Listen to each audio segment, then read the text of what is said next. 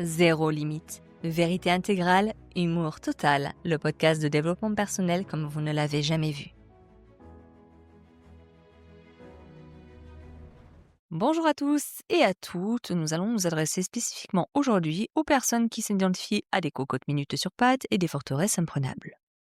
On va parler aujourd'hui de votre sport favori, la colère et la frustration.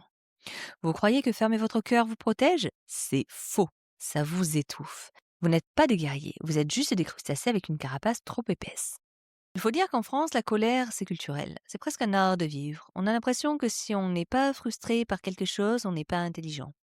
Ah, tu es heureux? Tu dois être un peu simplé. Le cynisme et la fermeture sont vus comme des signes de supériorité intellectuelle. On porte notre rancune comme un sac Hermès. C'est chic d'être aigri. On a créé une société de porc-épic. On se bat tous avec nos piquants sortis, prêts à empaler le premier qui nous dit bonjour un peu trop fort. Et on appelle ça avoir des limites. Moi, j'appelle ça avoir la maturité émotionnelle d'un tabouret.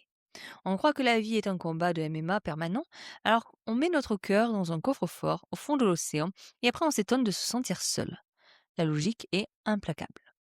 Observez un mec frustré dans sa voiture. C'est du génie comique. Il est seul, personne ne l'entend, mais il est en train de faire un discours politique violent contre le feu rouge. Mais allez, avance, vert, putain, c'est la couleur de l'espoir, connard. Il se pourrit la santé. Son cortisol monte en flèche, il va arriver au boulot, il sera déjà épuisé. Et le feu rouge, il s'en fout. Le feu rouge n'a pas d'émotion. La colère, c'est comme boire du poison et espérer que l'autre meure. Tu gardes ta rancune contre ton ex, contre tes parents. Eux sont déjà en train de dormir. Ils mangent des gaufres, ils vivent leur vie. Et toi, tu es là à 3 heures du matin à ruminer, à serrer les dents. Tu te punis toi-même pour les erreurs des autres. C'est quand même le concept le moins rentable de l'histoire de l'humanité, je dois vous avouer. Mais pourquoi on fait ça? Parce qu'on a la trouille. On a peur d'ouvrir la vanne. On se dit, si j'ouvre mon cœur, si j'arrête d'être en colère, je vais être vulnérable, on va me faire mal et on va me marcher dessus. Alors on joue au dur, on met le masque de je m'en fous.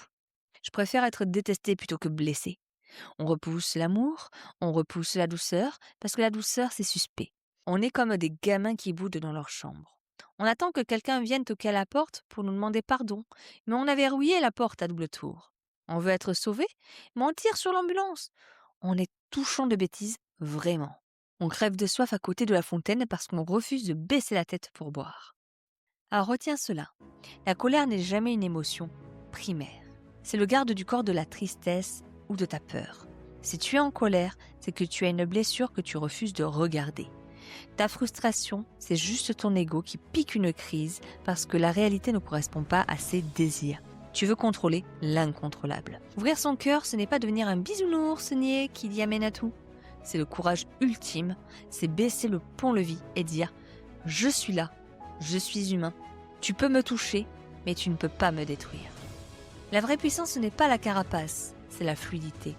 L'eau casse la pierre. Si tu restes rigide dans ta colère, tu vas casser. Si tu deviens fluide, rien ne peut t'atteindre. Libère-toi de ta frustration en acceptant ce qui est. Pardonne, pas pour eux, pour toi. Pour arrêter de trimballer ce sac de pierre qui te courbe le dos. Ouvre ta poitrine, lève la tête, respire, le danger est passé. La guerre est finie, soldat. Tu peux rentrer à la maison. Et si tu veux continuer d'apprendre à déposer les armes sans te faire écraser, abonne-toi à Zéro Limite, vérité intégrale, humour total. On apprend à devenir des guerriers pacifiques, pas des victimes armées. Et à très vite pour un prochain épisode.